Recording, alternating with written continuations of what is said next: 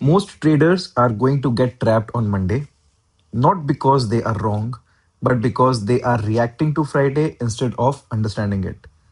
Friday's move wasn't random, it was a setup, and if you don't read it correctly, the market will make sure you pay for that mistake. Hey everyone, welcome back to Your Nifty Guy. I hope all of you are doing well. In today's video, we are going to break down Friday's price action layer by layer, decode what smart money might be doing, and then step back into the weekly time frame to understand the bigger picture that most traders completely ignore. And finally, we'll build a precise, no confusion trade plan for Monday. So you are not chasing the market, you are trading it with intent. If you're serious about improving your trading and staying one step ahead, make sure you hit the like button, subscribe to the channel, and turn on notifications because I post these plans consistently to keep you prepared and not surprised. And before we get into the charts, the link to the Telegram channel is in the pinned comment. So make sure you click on that and subscribe to the channel as well.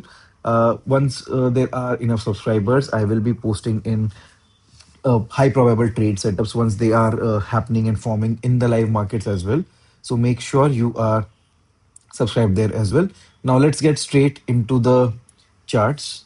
Now Friday, like we had discussed in the trade plan for in the video for the Friday's trade plan, I was expecting Friday to be a good sideways day as well because Thursday was a good trending day. After a big gap down, we constantly traded and get gave a good move on the downside, and that was the reason why was expecting Friday to be a sideways day, which is what exactly happened. Friday opened with a small gap up, moved up, went sideways, and remained sideways throughout the day.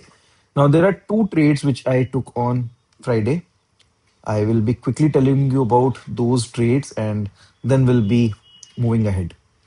So Friday's price action at the start of the day price showed some bullishness, wherein the low was actually protected, while the structure changed to a higher high, higher low formation. Now, the first trade that I took actually was at the break of this particular swing out here, and this was a trade which was based on the trap setup, right? So the market had created the day high around 9:30, post which gave a small dip, formed a double bottom, moved up. Do we take this particular trade? Absolutely not, because our bias is right now on the short side, and despite market showing us the move on the upside, we are not going to trade it because this simply might be a trap, which it eventually turned out to be. The look at the momentum on the upside and look at the momentum on the downside, right? So this is where market again formed almost similar high as what it had created earlier in the day, took a small rejection, went up. Now, most people would have immediately longed the markets out here, whereas our plan was to long the markets only after previous day's high was taken out. And out here, what we observed was once the high was taken out, markets immediately went into a selling mode, trapping all the people who would have created long entries in the market out here. So, do we immediately enter into a short trade? Absolutely not. I will wait for this particular swing to be taken out simply because most people who would have created longs would be waiting till around here. Most of the bulk of the stop losses would be placed out around here. And that was the reason why, as soon as this particular swing low broke, I entered into a short trade. Now, because I am being extremely cautious right now, I exited this particular trade as soon as this hammer formed, right? And prices actually started moving above the high of the hammer as well. And I captured roughly around 15 odd points only in this particular trade. Now, this was a good trade on the downside, wherein if I would not have exited the trade, I would have made around roughly around 80-90 points in this particular trade because of the high VIX environment that we are in right now. But then because right now market is moving in a very uh, trap scenario, market is creating traps everywhere. So there was a trap which was created out here on Thursday as well. If you look, Thursday we broke down below the swing, right, which was created on 16th on Monday. This was the swing. Markets went up for 3 days, and markets broke down below this particular swing and immediately went up, right? So all those people who would have shorted at the break of this particular important swing, of course, the swing was important. Everybody would have been trapped here, right? Even if the market is in the bias is on the downside, and we are getting good high probability trades as well on the downside, but then anybody would have shorted the markets out here would have been trapped. And that is the reason why I did not want to hold on to. I'm extremely trying to be very quick with the trades that I am taking right now, and that was exactly also the reason why I exited as soon as this particular hammer was formed out here, and prices started moving up above it, capturing roughly around 15 odd points in this trade. Now, the markets moved quite a lot after this particular move as well, and yes, that could have been a big, enormous profit. But then, nonetheless, you have to see the primary goal.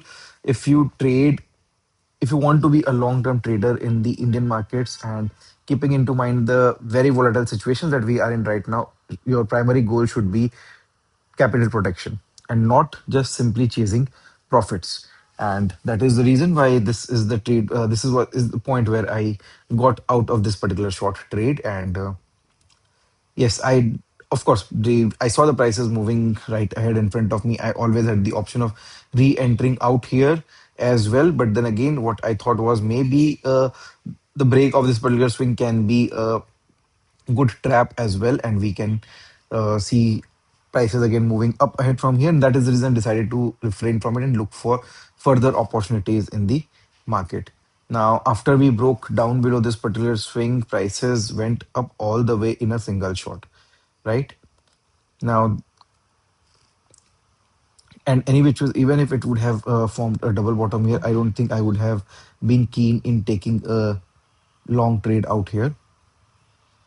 Now, the second trade that I took was at the break of this particular swing.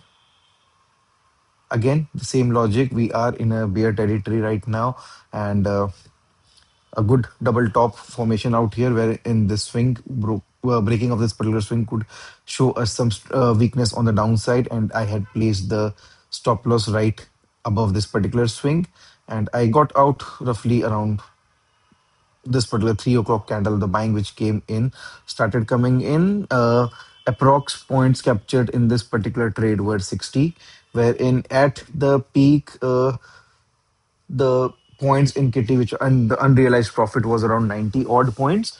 But then this particular move which came in took away some of it, and I exited the trade immediately, sensing some buying could be there. Usually around 3 p.m. there is a volatility which is created.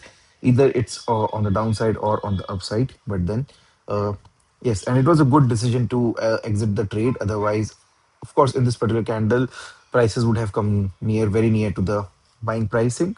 And see, whatever happens in the future is something which you do not see. Right now, we are seeing everything because it is printed on the charts. Sorry for the brief pause. There's somebody at the door. I had to attend to them. Yeah. So these were the two trades that I took, both trades on the short side. And like I said, capital protection is the most utmost importance right now, and that is something that we should focus on. We should find taking small trades, even if they are showing up. But then you have to be very cautious about what you are trading. And I believe right now it is extremely important if you start learning the language of the market. Market right now is very volatile.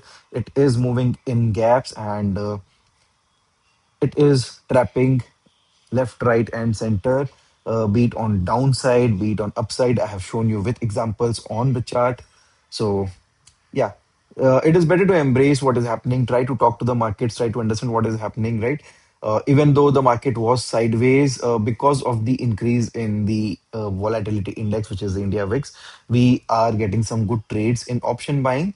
Now, there is a higher chance of VIX crunch as well. So, in case if you enter into a and sorry, before entering into the long trade, another suggestion would be to keep an eye out on how the India VIX is performing, right? So say for example out here on this particular day as well, if you are buying options and you see okay VIX is holding up, that's a good sign. You can go ahead and buy options. But then again, on days like this wherein VIX crashes and is maintaining on the downside, so those are the days wherein options will be losing. Or on day like this when the VIX is from the start of the day, VIX is falling and constantly. So even if you are on the right side of the market, you are buying the right option, just because the VIX is crashing, you might still not end up making money. And that is the reason what uh, on days when you are trading, you're buying options and VIX is rising, everything is cool.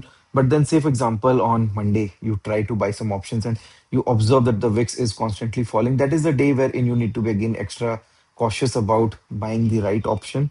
And even if you are buying in the money, deep in the money, the impact of VIX will be on all option prices. So yes, keep an eye out on the India VIX as well, in case if it is going down, it is showing a downward trajectory, that would be a sign of caution. And you need to exercise restraint on that particular day for entering into your trades. So yes, now for Monday, before we plan, let's look and get into the details. So this is the weekly chart of Nifty. We can see very little to no pullbacks right after from this particular swing. The fall which has come in has been brutal. Most of our portfolios are in deep red. And if you see this particular weekly candle as well, it has shown tremendous weakness in the form it has a lower high compared to previous high, lower low compared to previous week's low, as well as we have got a closing below the previous week's low. And so weekly time frame, our bias is on the bearish side. On the daily time frame, you can already see, like we had already discussed, the market structure is of a lower high, lower low formation.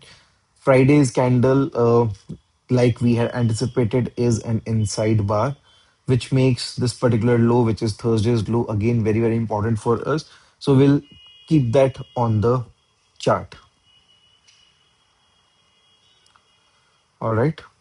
So structure wise, on again on the 4 hour and 1 hourly time frame, out here we'll see some sideways consolidation, because that is what happened on the in the markets on Friday.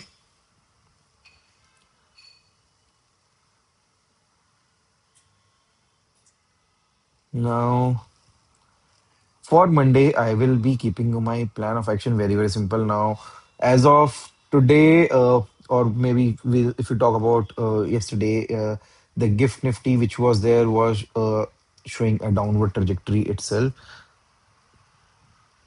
Today itself again, it is showing some down move.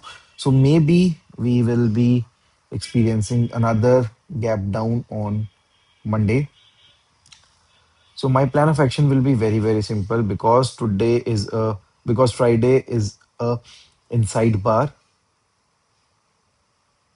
I will take a short position below this. Below again, we will again be moving back below this particular swing low as well, and we can anticipate some more weakness in Nifty.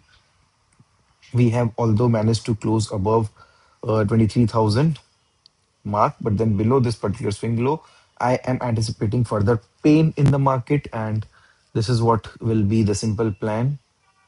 And for any trade on the long side, we can plan only after this particular high is taken out, and that too we can expect just a gap filling trade. It is not that if we're taking a long trade then we have changed our stance. No, of course not. There is a lot of movement which needs to happen in the market for us to be able to change our stance from bearish to bullish, and we will be discussing it as and when that happens in the market. But for now, this is what you need to keep in mind. Try to only scalp smaller trades once you are inside this particular range, right? Say, for example, you spot another double top somewhere around here or around in this range, uh, and you see some follow through action which is happening, you can take a trade on the short side. Otherwise, just live, do not force trades, just leave. this particular area untouched. Let it be a no trading zone NTZ, and only above this or below this are we looking at active trading. And yeah, so that's the simple plan for Monday. Now remember, the market doesn't reward prediction, it rewards discipline. Levels are clear, the bias is set, execution is all that matters. And even with execution, all you need to do is fine tune your risk appetite, your position sizing, and everything. That is going to be the only savior in the long run. Do not overtrade, do not chase moves, and most importantly, don't let emotions take control when the market starts moving fast. If this breakdown helped you, make sure to like the video, subscribe to Your Nifty Guy, and share it with someone who needs a clear plan instead of confusion. I will be back with the next update. Till then, trade smart, stay patient, and let the market come to you. Cheers, and thanks for tuning in, guys.